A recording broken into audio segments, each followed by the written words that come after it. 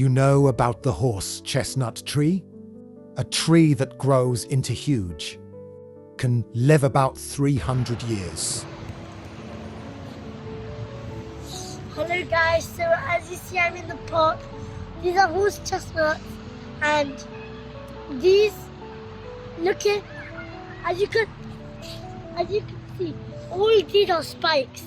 Why is it called a horse chestnut? Because it is poisonous for humans.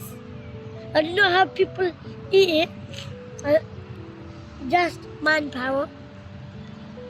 And horses can eat it. Inside there's a nut. Yeah.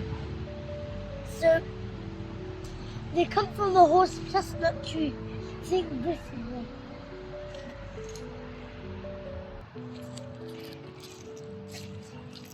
I'll tell you if I see any more.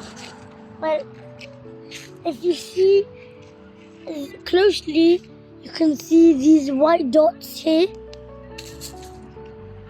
See these white dots right there, and this one,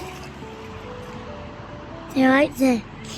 Tell me if you know what that is, and like and subscribe and comment.